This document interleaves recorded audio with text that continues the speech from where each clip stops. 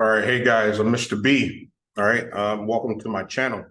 Please, if you like this video, please like the video, subscribe to the channel, and turn on the notifications so that you can get more advice from a inspiring master teacher to help you out. Okay, so this is advice for subs or substitutes, right? When I begin, let me say that I was in your shoes, right? I know how difficult it is to come into a new school, not knowing any of the students. And essentially, you know, you're in a bad position, right? And so this is some of the advice that I'm going to give to substitute teachers or any teachers that might help you navigate this crazy world of the education system that we're in. So we start out with a little story of when I first started substitute teaching. And of course, it's different for me because I'm a larger man, and because of that, and a lot of people say that I look mean and serious. I kind of demand respect, but we know if you're in the school system, you know that even with that, you still have to earn your respect. And some of the students are going to disrespect you, and it's unfortunate of today's world, but that is the world that we are in today. So a little bit of advice of what I went through. I started out as a substitute for the first time in a kindergarten class because when I first was going to school, I wanted to be an elementary school teacher. So I said, this is a great chance for me to learn what's it like. And that first day was absolutely, positively treacherous. They actually came and saved me halfway through the morning and switched me on to higher elementary because I was failing. I didn't have any strategies. I didn't have any manipulatives to work with the kids. Unfortunately, in the school systems, they just kind of toss you into school and say, hey, figure it out. And sometimes the main teachers leave the substitutes with no lesson plans or no sub plans. And I've seen it far too often where substitutes come in and it's like they've been thrown to the wolves and it's a horrible day for them. And the kids are bouncing off the wall and running in and out of the door. And, it's difficult, right? So I want to give a little bit of advice for those substitute teachers or anybody that wants to become a substitute teacher. Because if you're anything like our district right now, we're suffering from not having enough substitute teachers because no one wants to come in and let's just say it, deal with the student body that we have today and how they are. So if you happen to be in that situation, let me help you have success. Okay. So the first thing that you're going to do as a substitute teacher is you want to do your research. As teachers, we have chosen the schools that we work at. You have that same opportunity. If it's a school that you don't want to substitute teach in, guess what? You can always say no. We need substitute teachers at every school, right? So the first thing that you're going to do is you're going to do your research.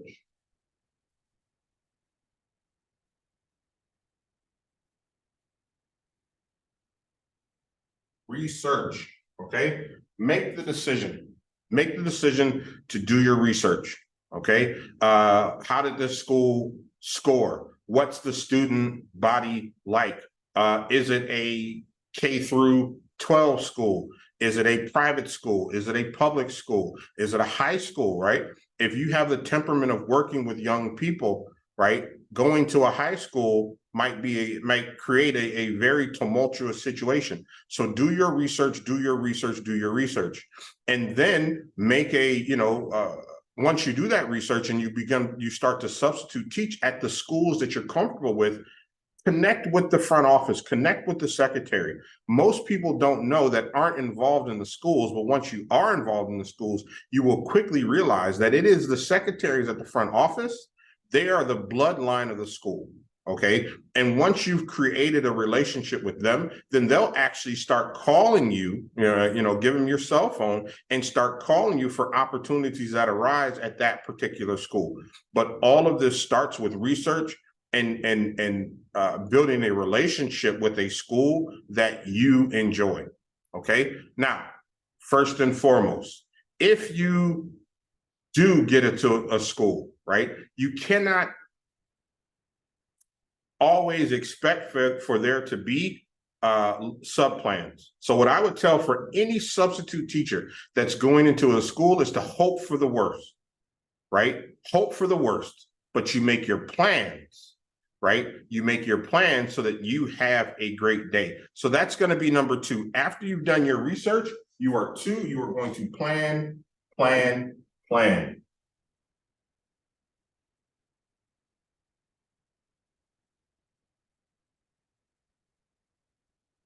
Plan, plan, plan. Make sure that you have something for the students to do. Do not hope that the main teacher has something for you. The school that I work at currently, sometimes I push into classrooms, and I pushed into a classroom today, and there was a substitute teacher, and she was just sitting at the desk, and obviously she was having a hard time. So I asked her, I said, do you need any help? Is there anything that I can do to assist you? Right. And so as I went around and made sure that all of the students were on task, right, for the little bit of time that I was in that class, it got me thinking that if you know you're going into a school, you have to have something for these students to do. Okay. There's something for busy work is better than having students that don't have anything to do. So plan, plan, plan. So with that, I would say to get a jump drive, as I pull my keys out here, on my keys, right, I have my jump drive, right? And on this is teaching information, worksheets, right? Books,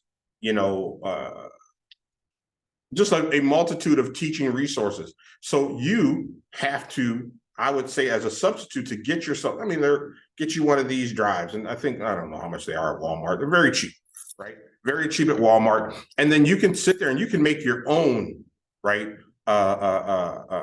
Worksheets, right? Busy work. And of course, there's Teacher Pay Teacher. There's a multitude of places, Pinterest, just online where you can extract and take worksheets and put them on your jump drive. So what I would do is that after you've done your research and then you planned, you're at the school, right? First and foremost, get there early, right?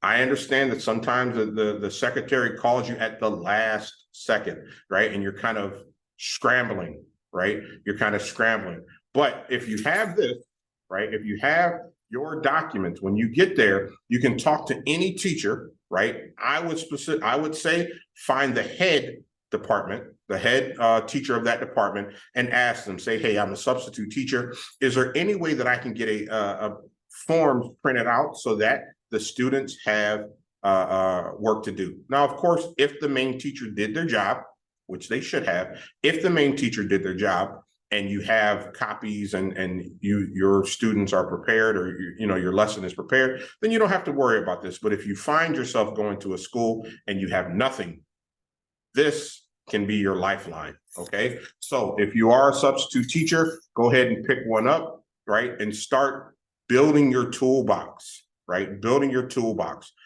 So with that, number 3, as the advice for substitute, is build a toolbox.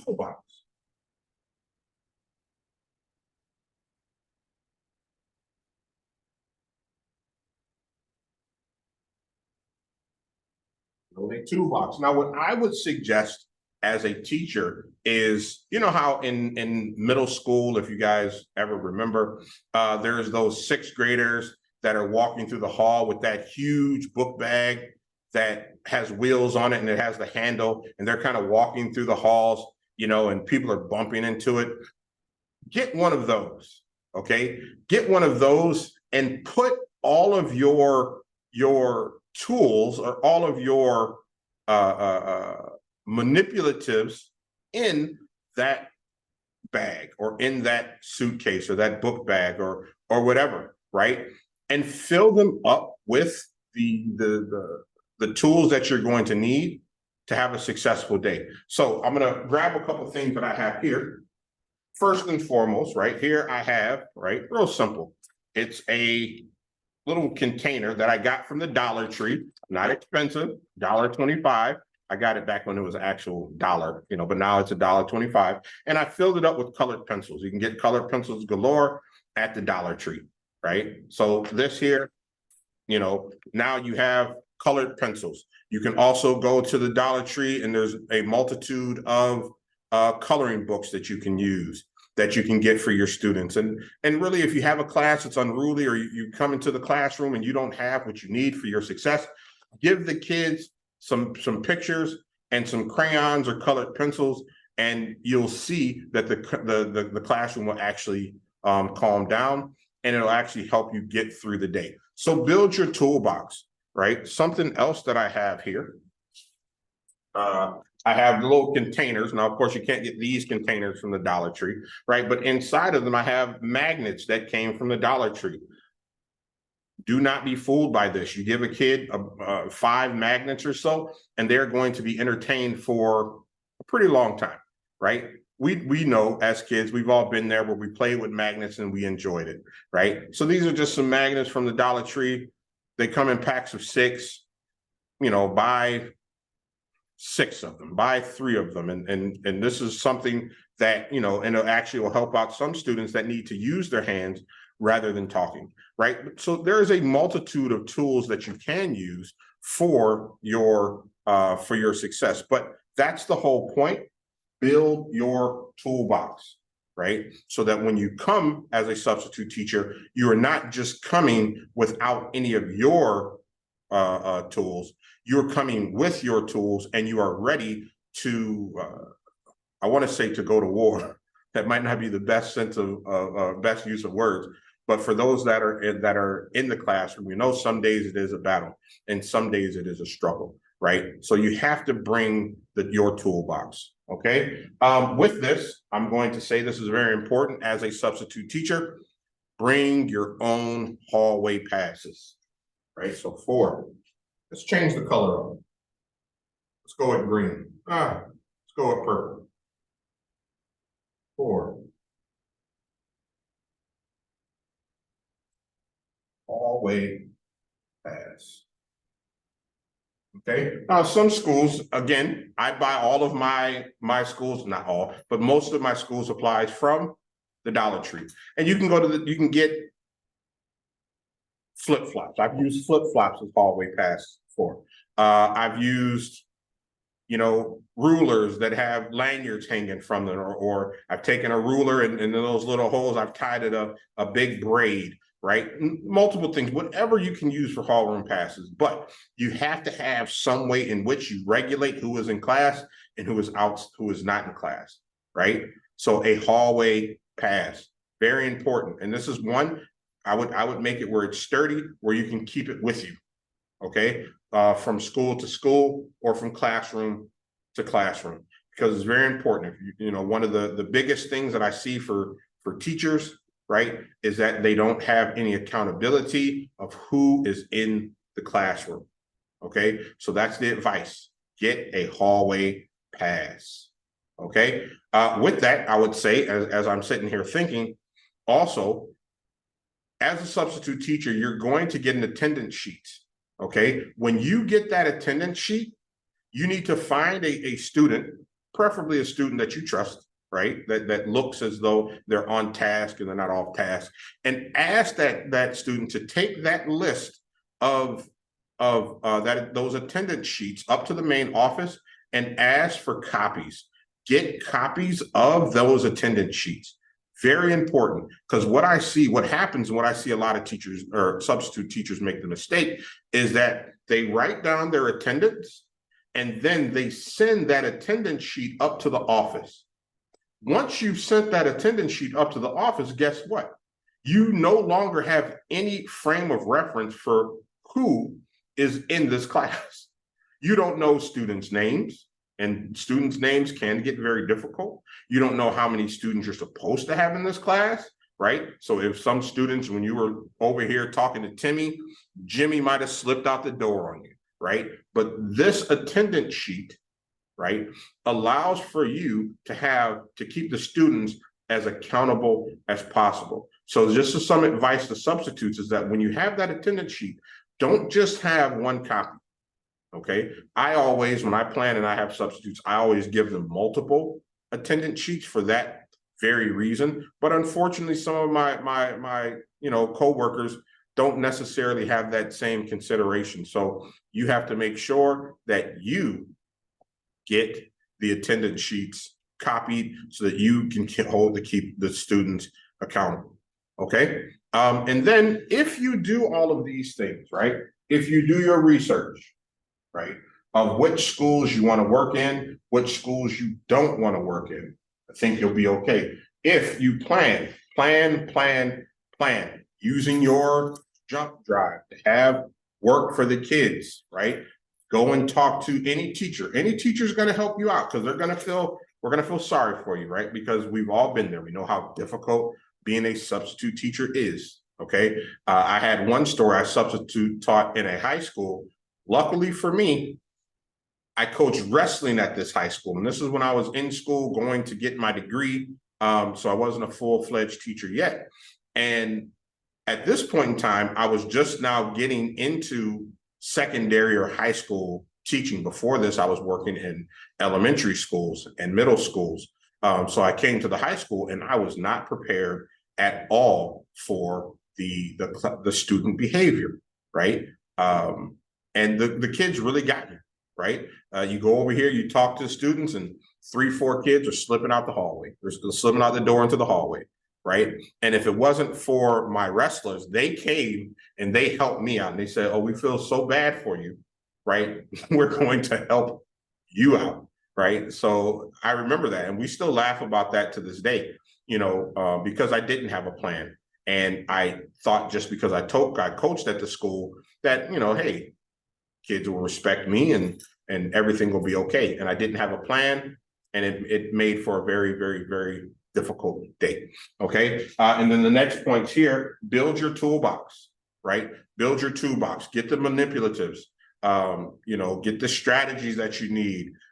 Maybe even, I've seen this be successful. It's not something that I would do per se, right? But maybe getting a couple decks of Uno, getting a couple decks of cards, right? If the kids don't have anything to do, they haven't been given a lesson plan or you haven't been given a sub lesson plan, and you get them to do a little bit of work, and then they can play Uno. What you want to do is get through the day with as least amount of chaos as possible, right? So build your toolbox, get you a little container. Over here, I know I've seen, they have these big containers here. I've seen the smaller ones. Fill them up with as many manipulatives as possible for your success. And then you have number 4 is the hallway passes, right? Have hallway passes so that you can have accountability for the students. Don't expect or think that the teacher is going to have hallway passes, right? That's not always the case. And, you have to be prepared. That same school that when I was teaching high school or substitute teaching at high school, I remember the actual main teacher, he was testing. That's why he wasn't in the classroom. So he came in and I remember thinking, I was like, wow, they disrespectfully talked to him. If they talk to him that way, I have no chance of getting any respect in this classroom, right? So you want to be as prepared as possible as a substitute teacher, right? So that you can have success, right? You can have success. And for many substitute teachers, what does that success look like? It looks like getting through the day without pulling out your hair, right? It's like getting through the day without pulling out your hair, right? So to do that, you have to have these tools for your success, okay? Again, guys, if you like this video, if I've helped you out in any way, shape, or form, please subscribe to the channel. There's going to be more videos that are coming. We're going to talk to teachers, right, about how to create a strong classroom management in Title I schools, right? I see a lot of videos talking about classroom management for elementary school. I see a lot of videos about classroom management for middle schools, but we really don't see a lot of videos for high schools, Title I high schools, where we might have lower socioeconomic communities. And there's, with that comes a certain behavior, unfortunately, right? And these teachers need to be taught these strategies as well, how to connect with the students, right? And how to take the steps to become a master teacher, all right? So if you guys like this video, again, please subscribe to the channel. There are more videos to come, right? And together, step by step, together, we can reach our goal and our destination of having taking back our schools, right? And so that they become places of learning, institution of learning, places and institutions of love, places and institutions of mentoring, of growth, right? And not, unfortunately, what we're seeing today where, where it's not that, right? Let's just say it like that. All right. So I appreciate you guys for watching. Hopefully you got all the way to the end. Have a great day.